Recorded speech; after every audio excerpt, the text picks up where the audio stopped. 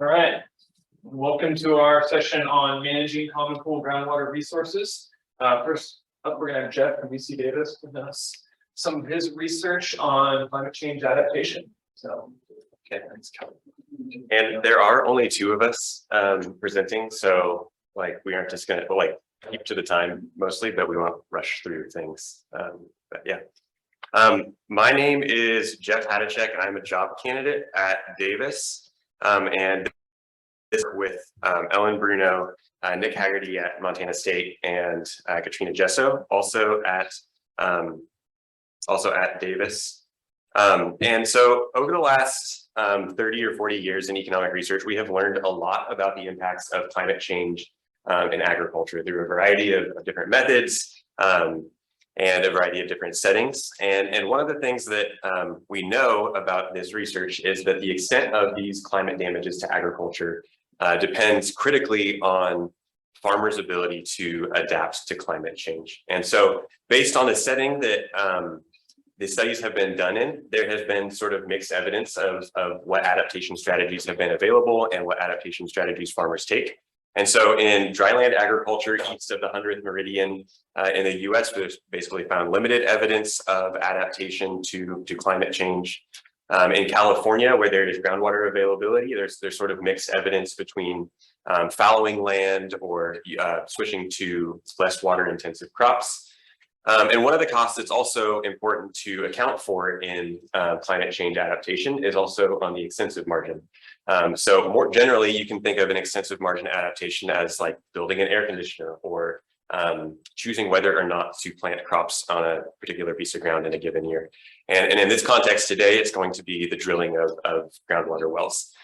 And in places where there is groundwater availability, as Hornbeck and Keskin show for the Ogallala aquifer, the availability of groundwater provides a buffer against extreme heat and drought, and provides returns to yields and revenues for the Ogallala. But what these studies don't account for is that these adaptation strategies themselves may impose costs on individuals who also rely on groundwater.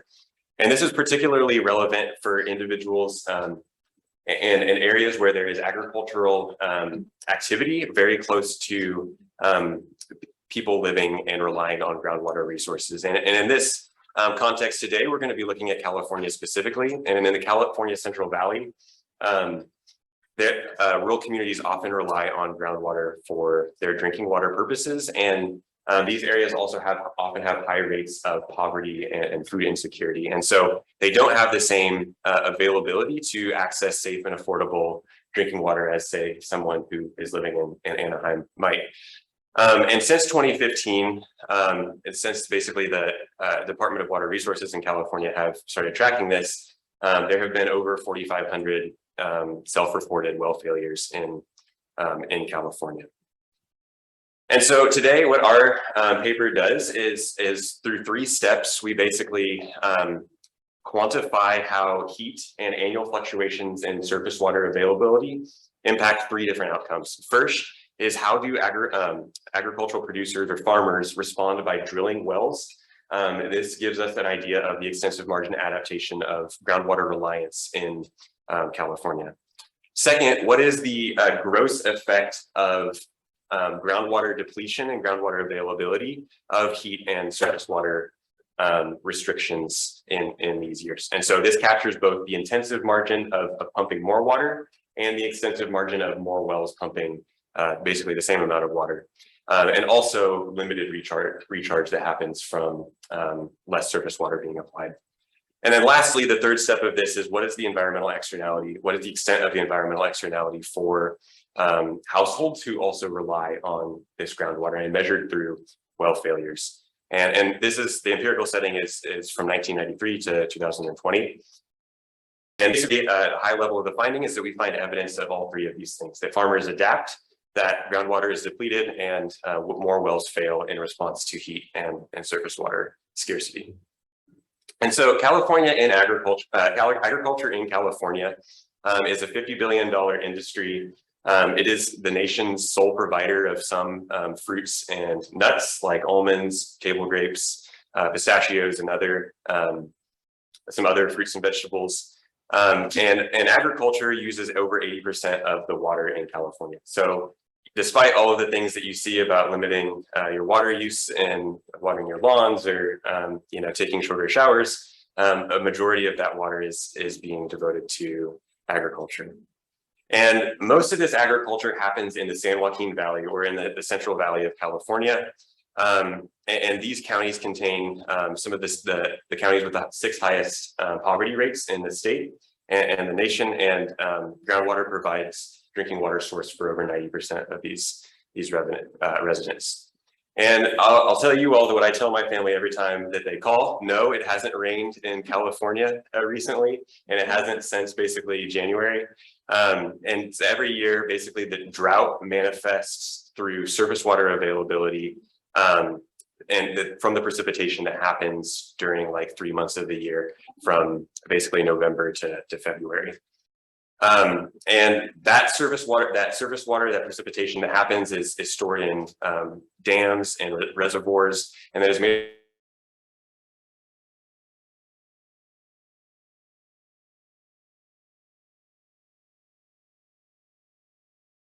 available to farmers in the Central Valley of the rest of the water supplied to agriculture. And so at a very high level, this leads then to both temporal and spatial variation in groundwater availability to farmers in the Central Valley. So 1994 and 2015 were both drought years. And as you can see, this figure represents that these areas in the Central Valley of California received less water that year. But however, in a year like 2006, where water was more plentiful, farmers get the water that they need basically from surface water in the state. And so more on how that water is allocated.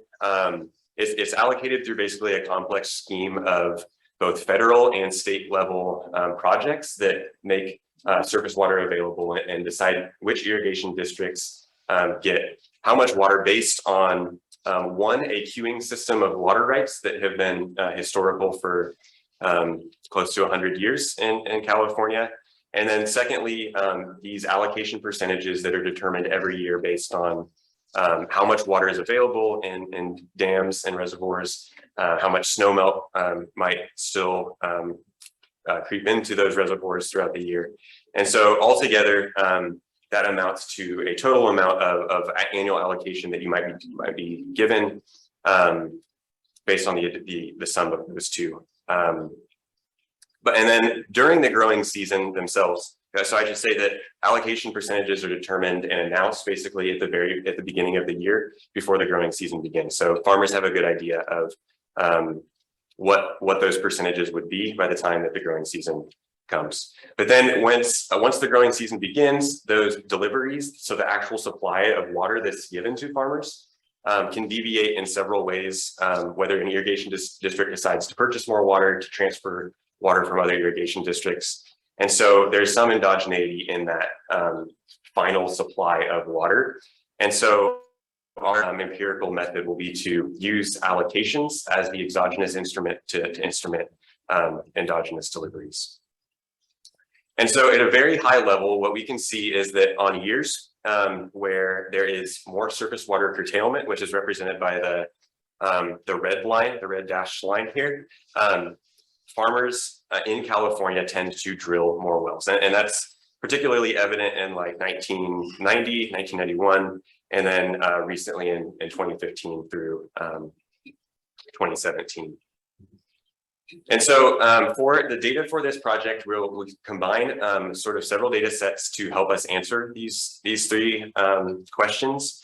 First is we use digitized record of geocoded wells, over 1.2 million wells in California that have been constructed basically since the 1900s. And we know the precise location of those wells. how deep they were dug, what their intended purpose is going to be for. Second, we use measures from the Department of Water Resources in California on the depths to the water table. So this is for our second outcome measure of how drought and surface water scarcity impact the groundwater levels. And then finally, since 2015, like I mentioned, the Department of Water Resources has been collecting the precise locations in which households report well failures. And so importantly, this is self-reported data, and so it doesn't capture the full number of wells that actually may fail in the state in any given year. So is a failure going dry, or could it be like a collapse of the well, like a mechanical construction? Yeah, so it could be both, and we differentiate between the two of those in the data. So yeah, so we have confidence that the outcome that we use is basically it's a dry well, not a bad pump or something like that. And then the right-hand side variables that we use are going to be surface water allocations and deliveries from Nick Haggerty's paper that creates this grid of surface water availability in California, and then degree day measures and precipitation from both PRISM and Schlenker and Roberts aggregation of that. So our first empirical strategy, like I said, uses this two-stage least squares to measure how surface water availability or surface water deliveries impacts the count of wells constructed in a given year in region T. We control for fixed effects, for region fixed effects, and for year fixed effects to capture any unobservables. And we also control for sort of base measures of precipitation and weather as well. And like I said, we instrument deliveries with allocations. Now, however, the outcome is a count variable, and so we also do this method with a Poisson model, which better captures for the overdispersion available in count variables. And so we do both, and I'll show both results. But then importantly, the coefficients on this Poisson model is interpreted as using this transformation that's depicted below. So what we see is that in more drought years, you can think of this as like a 1 acre-foot decrease in surface water availability. Farmers tend to construct 46% more agricultural wells in those years. Additionally, if there's an additional harmful degree day above 32 degrees Fahrenheit, farmers construct 1.2% more wells. And I'll sort of convert those into dollar amounts at the end when we're summarizing. Second, to measure the gross effect on water table, we use very similarly, we use a two-stage approach. However, our outcome here is the change in depth to the groundwater, so the groundwater table.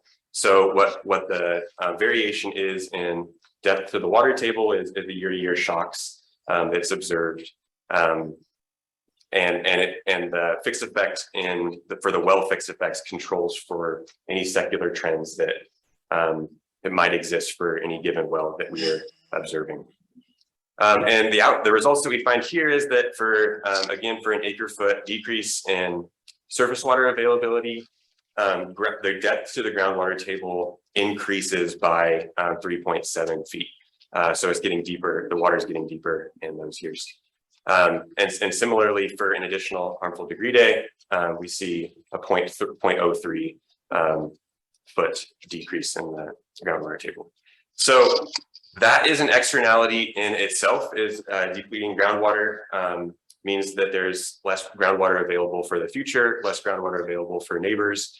But this also creates this contemporaneous externality where if you are a household who relies on groundwater and you have a shallower well, it's then likely that if the water is decreasing over time because of more reliance on groundwater, there's this possibility that your well that you rely on for drinking water may fail.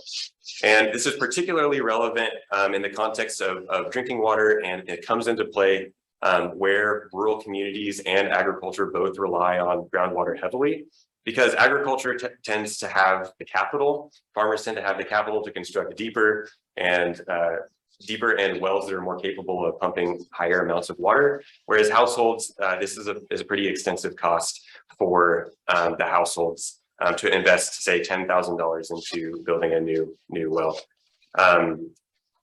And so on average, yes, ag wells in California tend to be deeper and more expensive, but domestic wells are shallower. And so similarly, we use the two-stage framework, but this is then interpreted as like a linear probability model of what is the probability of any given well failing in a given year, with a decrease in surface water availability and an increase in harmful degree days. And again, these are lower bound estimates because these are self-reported outcome data, so we don't have the full extent of wells that are failing in California. And what we see is that for an acre foot decrease in surface water, there's a 5% increase in probability that a well will fail in any given year. And for an additional harmful degree day, that increases by 0.2% probability. And so in total, we learned that agriculture farmers spend approximately $37 million per year constructing new agricultural wells in response to a 1 acre foot decrease in surface water availability.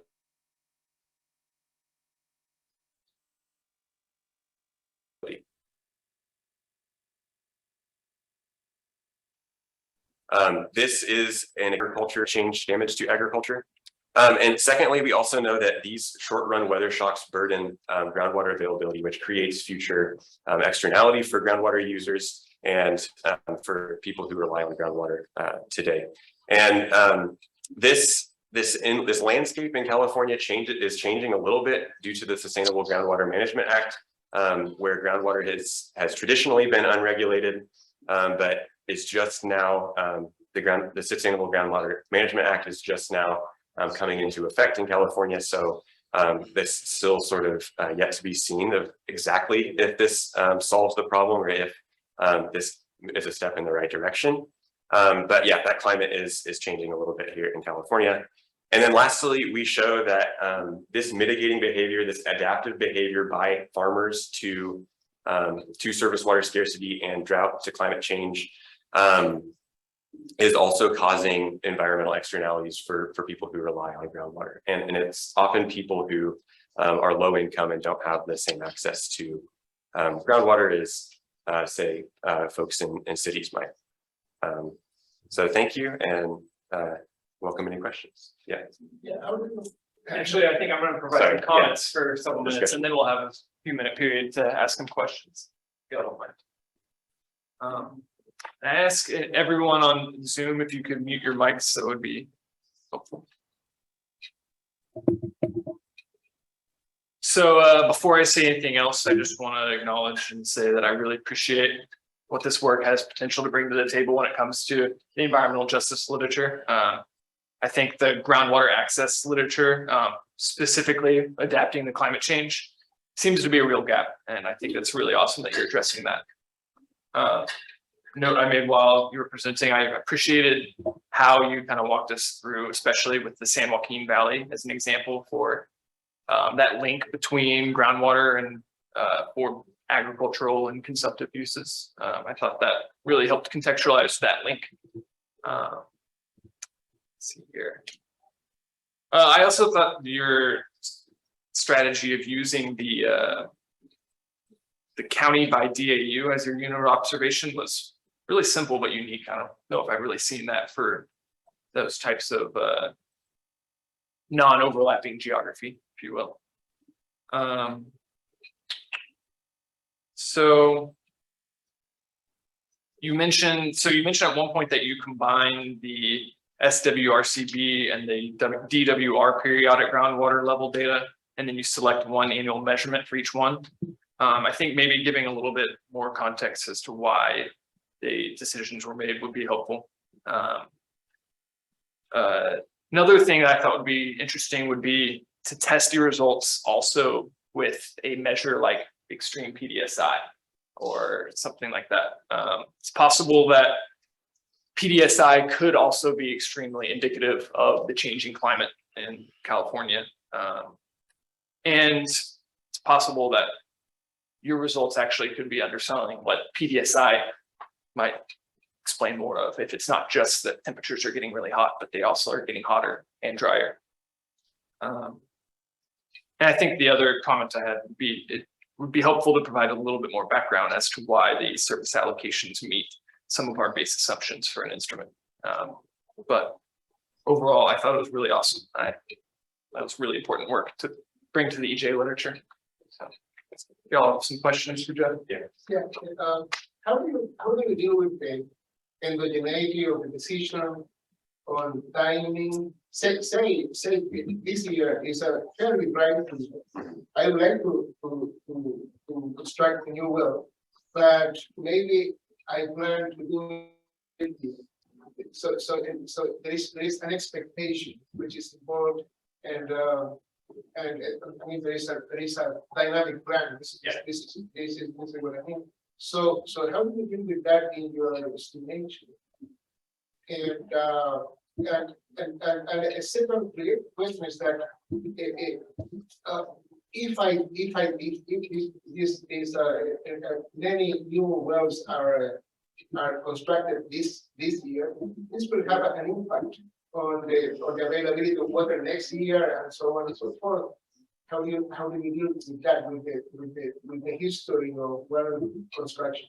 Yeah, that's a good question, and one we explore a little bit of, like, is it the draw from the distribution of heat and surface water that basically like updates your beliefs, or does it is it a contemporaneous effect? And so I didn't show the results today, but we basically use the distributed lag model in the appendix to show that the effects are mostly isolated to the contemporaneous year, which was actually kind of surprising to us, because we like you thought that the decision to drill a well today maybe then takes away the decision in the future, and so maybe there's intertemporal substitution between drilling today versus drilling in the future.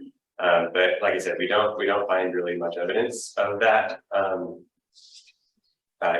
When we do a distributed lag model up to like 3 lags. So yeah. Similar vein, but more on the failure side. Do you look at how the construction of new wells affects the probability of failure in future years as well? Because if you're drawing down, there's going to be some recharge as you get more water after the initial well failure that may, so you're not, the well may burn short after that recharge, but you're also increasing the probability. And if you have continued use of those wells, that you may have more likelihood of well failure in the future. So we consider failure as like a one-time event. Like, if it's reported as a failure, we assume then it basically failed for the future. So I don't know exactly from the data if we can parse out, like, if there's a fail recharges and then fail again next year. We could explore that though, and see if there's more. As a follow-up to that, do you know which wells tend to fail, whether the newer ones or the older ones? I think I looked into this in sort of like a high-level summary stat sort of way, and I actually don't think that there was much. I don't think there was much effect on like how old the well was. Of course, the decision to how deep to drill a well is also like an endogenous choice by the domestic household. That's the I was actually thinking along those lines. Yeah. Newer wells will be deeper. Yeah. They might be less likely to fail. Yeah. In a sense, right? Yeah. And so I would think of those as just replacements more than an expansion of the extensive one, right? Yeah. I don't know. One thing we look at is like, maybe some sort of a robustness check is that the same effects that we see on agricultural wells that show up in all domestic wells, and it doesn't. So like, at least it's not happening in the same, like domestic well construction is not happening at the same time as the ag wells are. Yeah.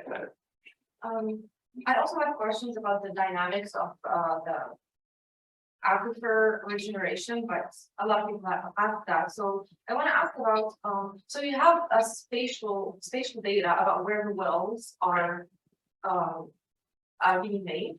Do you look at the crops? Like, because you talked about water rights. The water rights in this valley in California also depend on the type of crops that people are practicing, because that might give them an advantage in receiving water if there's a shortage, and maybe which type of crops are farmers choosing to try a new well to buffer the impact. Yeah. So yeah, one of the things that's like sort of difficult in California is that there's there's so much heterogeneity in crop production and crop choice, and like even if you're like in the field standing there, you don't know if this is like it's a pistachio orchard or if it's an almond orchard. And so like using the cropland data layer in California is more difficult. And this is something our co-author Nick looks at a little bit in what was his job market paper.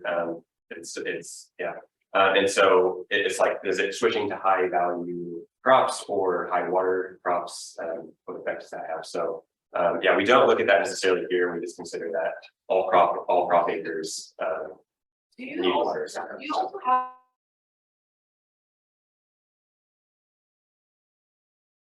data about the costs? Yeah. Maybe there could be a drought that someone cannot afford the cost pumping versus. Yeah, of course, that'd be like an optimizing decision based on the farmer, right? It's like that cost enters the optimization function. But there's some work by Matt and other folks who look at like electricity usage as in response to some of these similar variables, and that's more of like an intensive margin adaptation response. And so yeah, we don't tackle that. I would say that marginal value water is as far as see whatever the marginal dumping cost is, for you to decide on the crops. Yeah.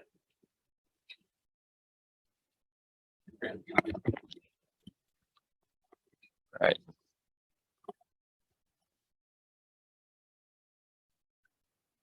All right.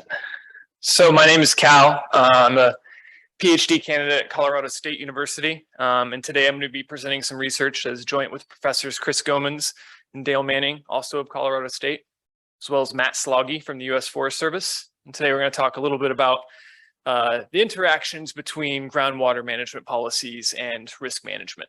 So, should not come as a surprise to anybody in a room full of agricultural and resource economists that groundwater is one of our most precious resources. Without careful management, it is subject to overuse and depletion. And to curb this rate of depletion, there have been a variety of different policies passed around the world at different levels of government: local, regional, federal. There's been some extremely important work done by researchers at exactly how these local level policies might actually be impacting water use itself. A lot of this research, though, has operated under this implicit assumption that the observed response in water use and irrigation is being driven directly by the conservation policy. However, there has been past research that shows that there can be interactive effects between federal and local conservation policies. So, if we are going to optimally design a policy to better sustainably manage our groundwater resources, we need to understand all of the mechanisms going into this response, especially if we're going to extend these types of policies out to other regions.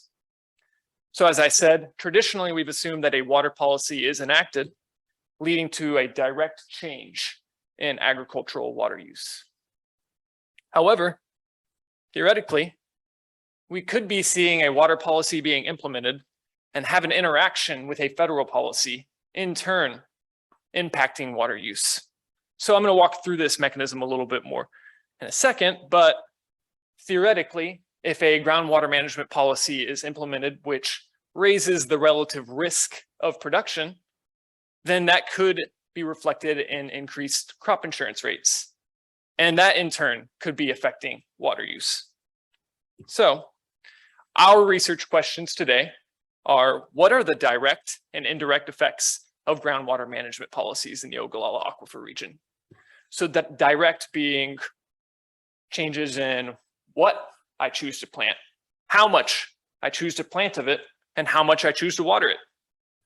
And indirect being those exact same changes, but instead being reflected from changing crop insurance rates, because a groundwater policy potentially affects the risk of production. But if we're going to answer this question, we kind of need to answer another one first. Do groundwater policies change the cost of risk management? And if we have a bit of time, I'll also answer this question, but what if we are seeing an increased cost of risk management?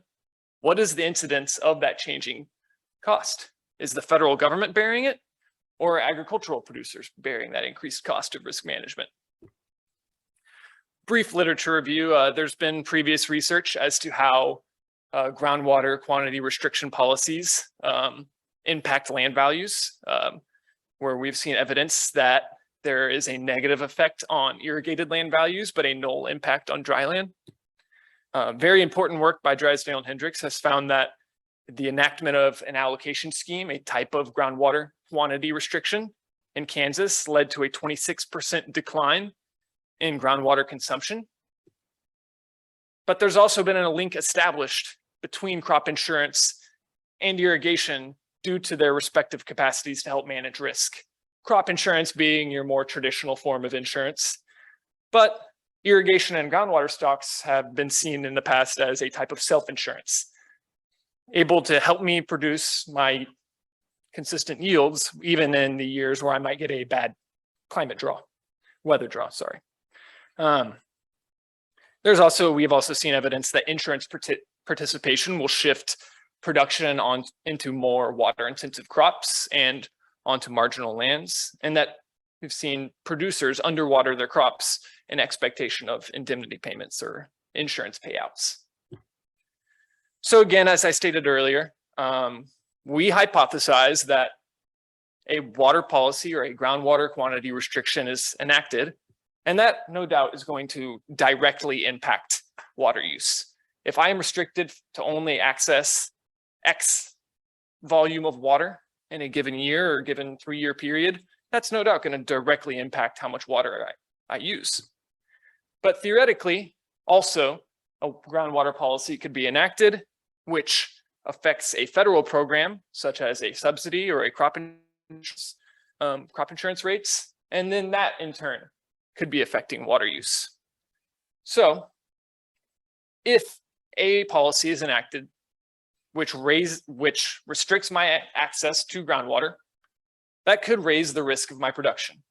And that theoretically could increase the unsubsidized base crop insurance rate.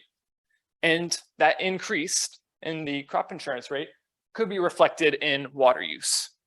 So right now you might be thinking, well, Cal, why would we care about the unsubsidized crop insurance rate? Isn't it the subsidized rate that farmers are making their decisions with? But I'll walk you through this in a second, but the subsidized crop insurance rate is going to be a function of the unsubsidized rate, the subsidy schedule, coverage levels selected by farmers, and other environmental factors. So we believe that the unsubsidized rate is a better indicator of the relative risk of production. So I'll walk us through this right here. We'll see that if we assume that this is our base crop insurance rate before the application of any subsidy, before any groundwater policy has been enacted, if a policy is implemented which restricts my capacity to irrigate, that could raise the risk of my production. If we're looking at the demand for coverage, if we have our typical block rate supply curve here, if we have an increase in the risk of production, we would assume that our supply curve would shift to the left, like so. We also look at the demand for coverage right here, one of our beautiful classic demand curves here. Theoretically, a lot of resource folks might be like, well, if a policy is enacted such as a groundwater quantity restriction, well, wouldn't that raise the demand for coverage? But some insurance folks out there are like, well, we do know that there has been evidence that maintaining groundwater stocks might actually, having a policy which sustainably manages groundwater stocks could actually possibly lower the demand for coverage, leading to a shift in our demand like this, where potentially we are seeing an increase in the risk of production, but there might not be a change in the subsidized crop insurance rate that producers face. Now, am I saying that are we assuming that this is what's happening? No, not necessarily, but that's why we're here doing the research right now. So traditionally, research on groundwater quantity restrictions has assumed that the only impact that it had on water use was coming through this direct channel here. However, we're going to modify that approach and add a function to where a groundwater quantity restriction could be affecting water use through the changing cost of risk management, through an increase in the unsubsidized crop insurance rate. And that should allow us to have beta here, which is going to be the total effect of a groundwater quantity restriction. And what we want to do is break that down into alpha, the direct impact, and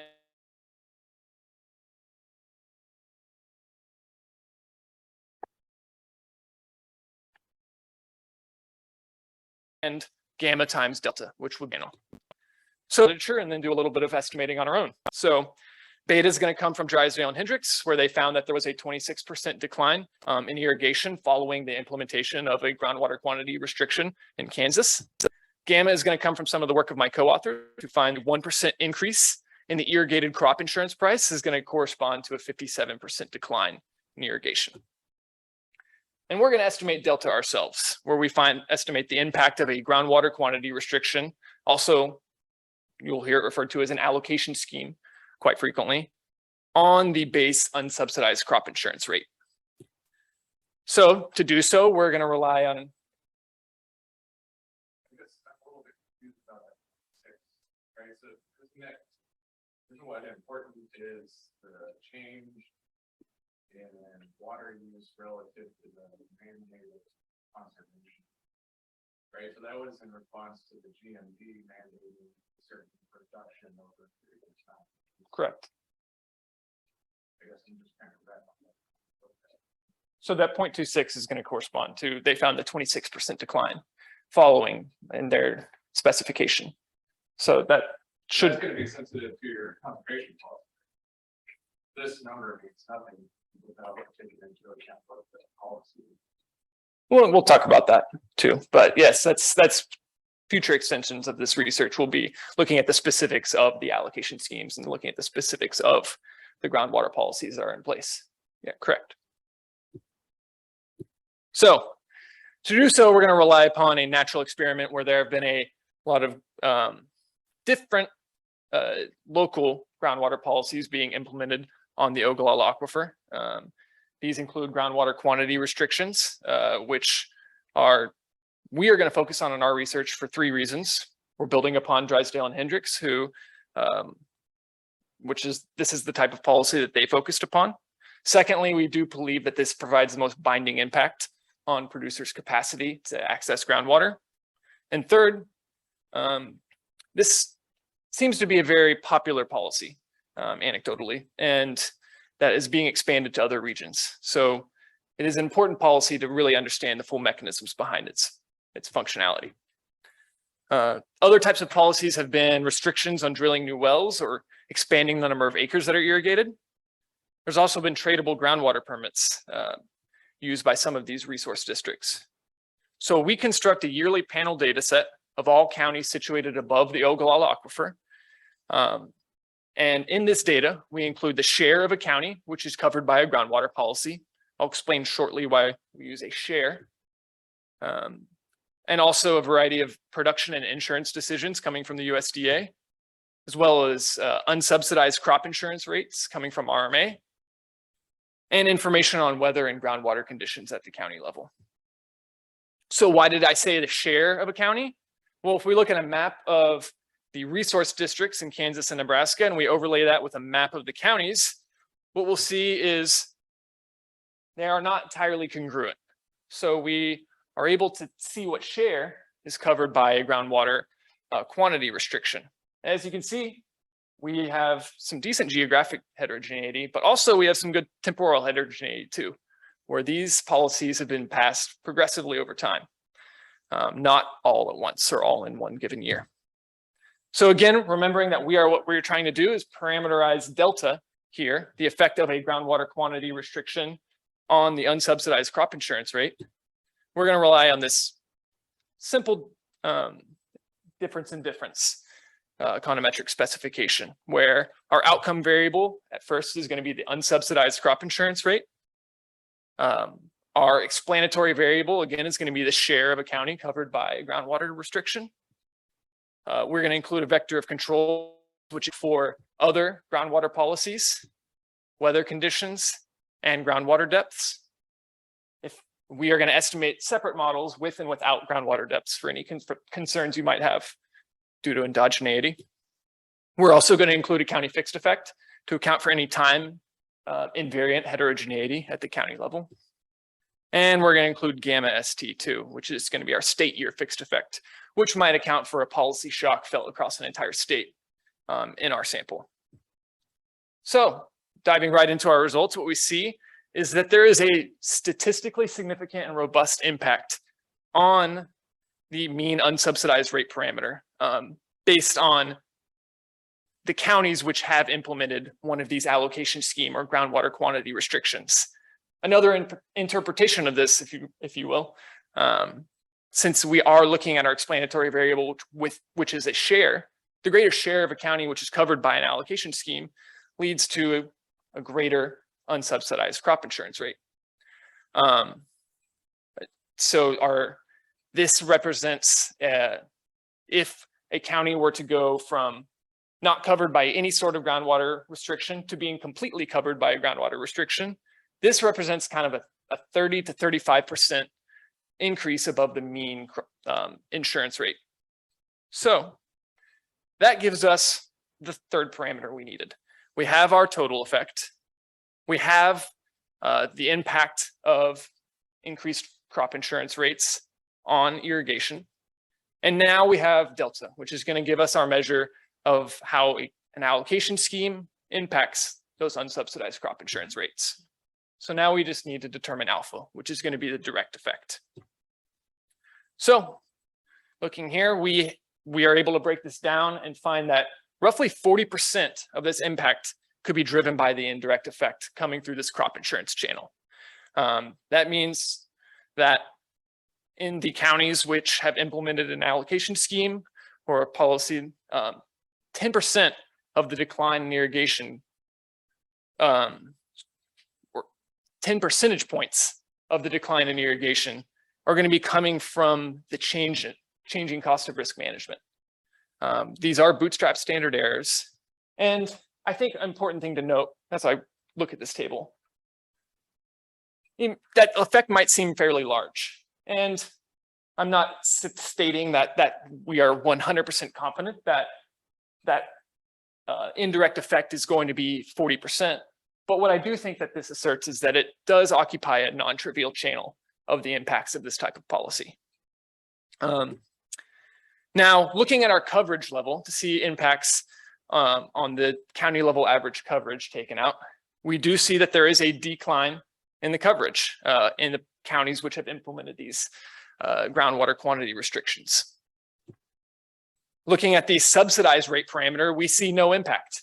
Well, let me rephrase that. We see a statistically insignificant impact on the mean subsidized rate parameter, which more or less confirms what we hypothesized could be happening here. We are seeing an increase in that base crop insurance rate. We are seeing a decline in the demand for coverage. and we're seeing a null impact on the subsidized crop insurance rate. Looking again at breaking this down into the incidence of the changing cost of risk management. So remembering that the subsidized rate is going to be how much money it's going to cost me to purchase $1 worth of liability. We are also going to create a similar measure where we divide subsidy by the county level total liability. And we find that there is a statistically significant increase in the subsidies paid out in the counties which have a greater share covered by an allocation scheme. So we have evidence that the federal government is bearing some of this increased cost in part, and it doesn't appear that agricultural producers are bearing much of that cost. So in conclusion, we have found evidence that there is an increase in the unsubsidized crop insurance rate following the implementation of a groundwater quantity restriction. That we also see that there is an economically significant share of conservation policy impacts that are coming from this insurance market response. Additional research on our end has also shown that the government in part bears some of this additional risk, the cost of this additional risk through increased average subsidies paid out. Remembering we are not seeing an actual change in the subsidy schedule, just we are seeing producers potentially make decisions by lowering their coverage level, which put them at a higher subsidy rate. Some policy implications. We see that these indirect channels occupy a non-trivial portion of conservation policy impacts, and they need to be considered if we're going to implement these policies.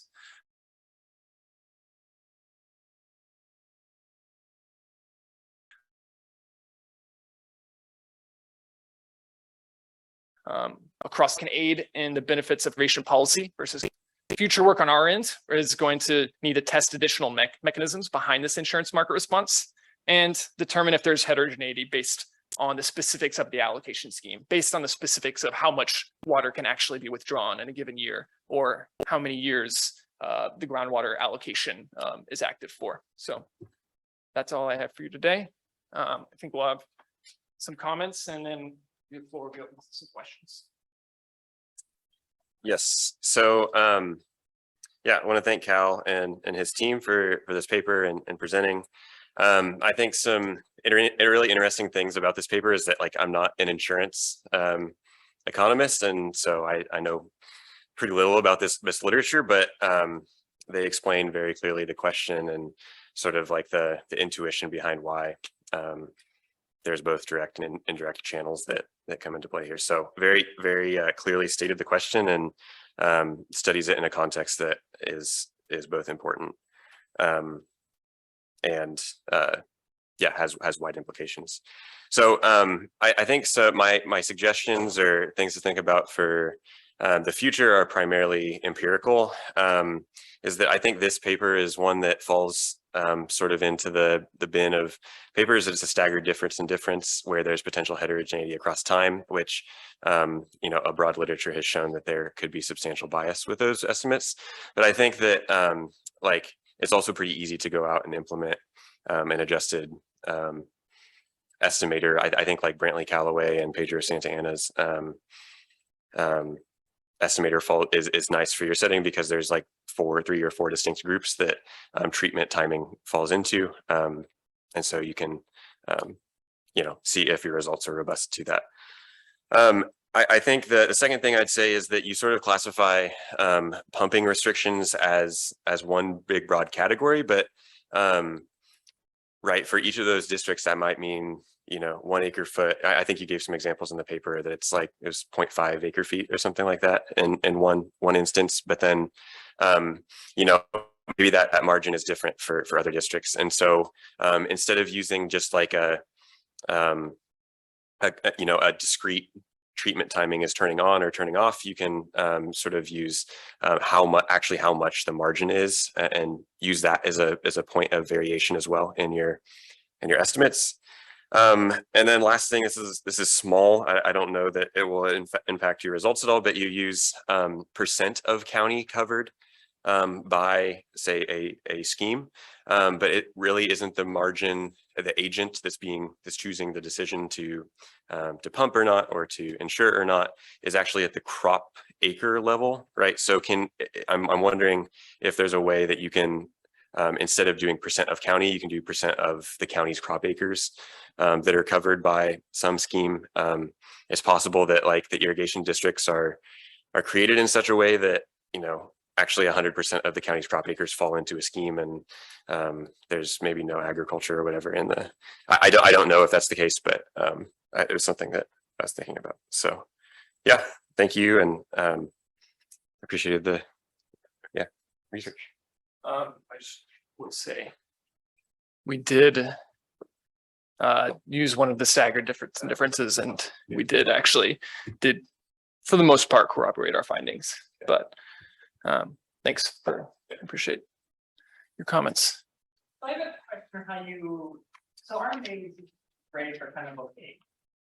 How did you confirm that the rate change was due to irrigation practices versus whatever else goes into their rates?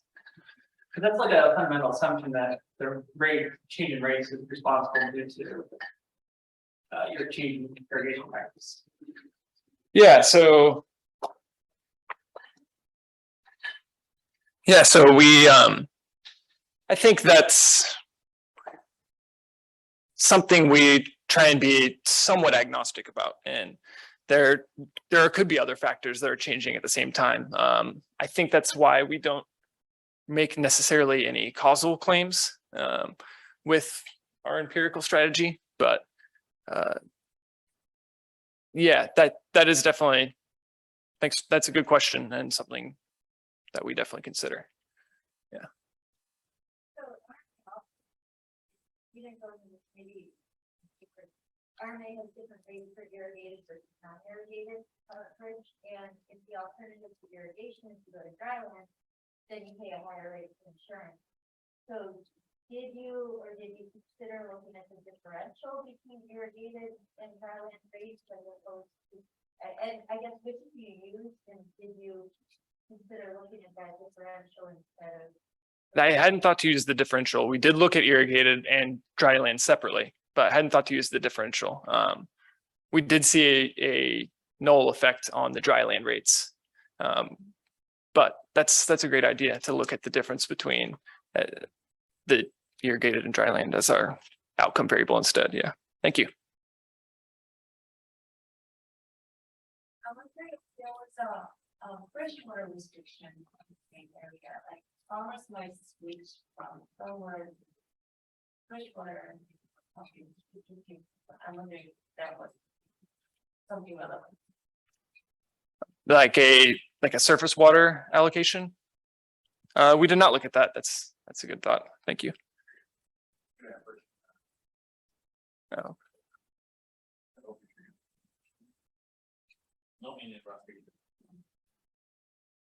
Okay.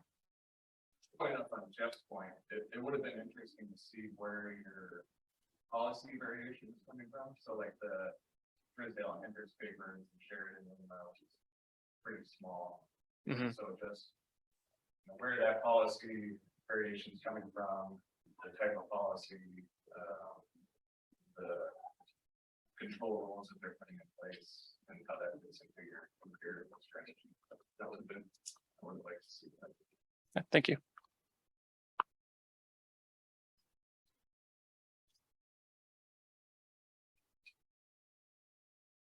I think this follows up on your first comment.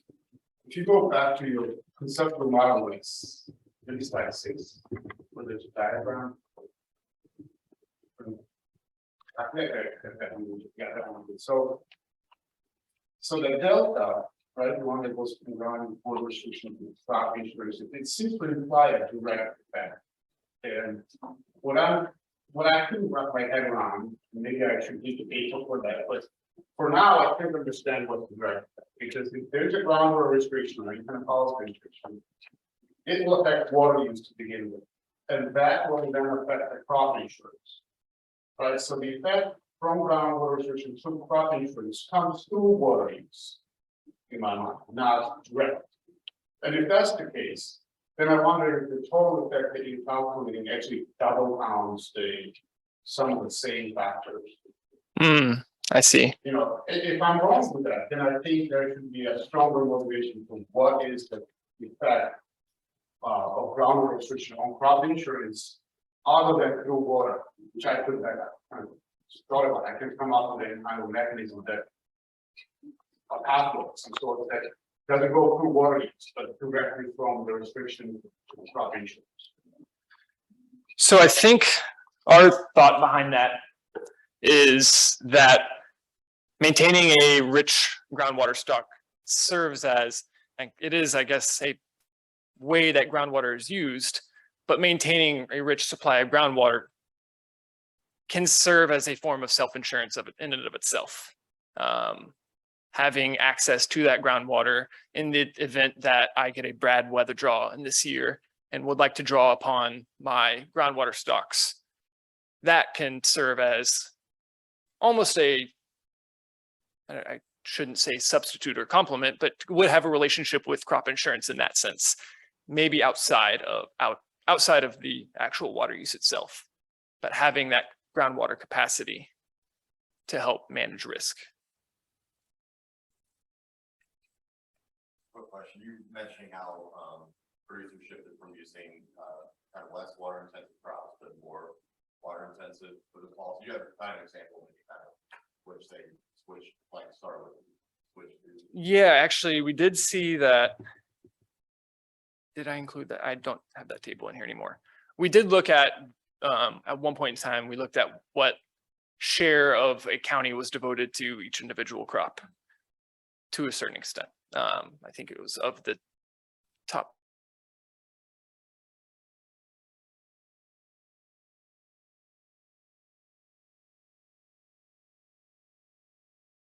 seven biggest crops in our sample. Yeah. Because I know a lot of cities, soybeans.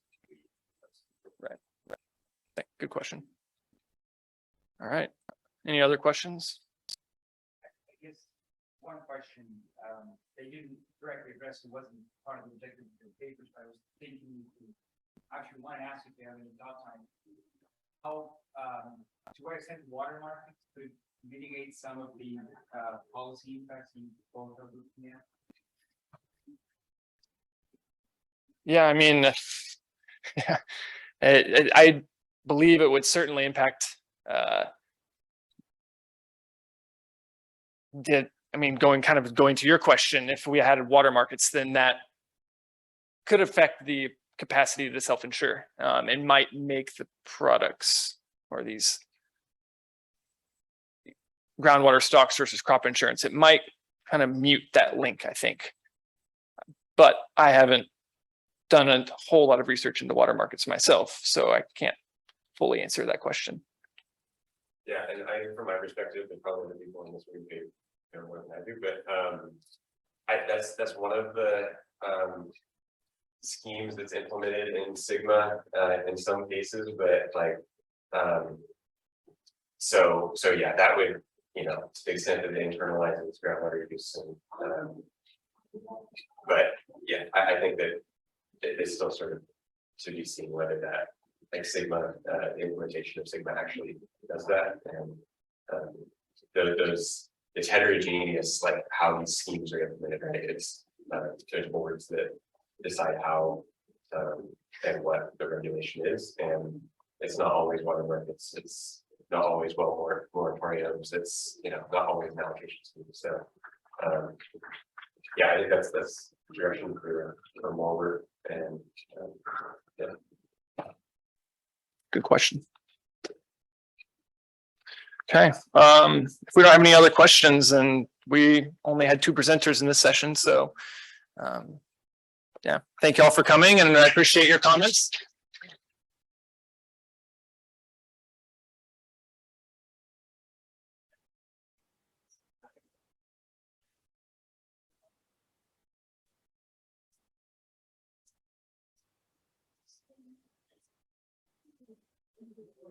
Presentation.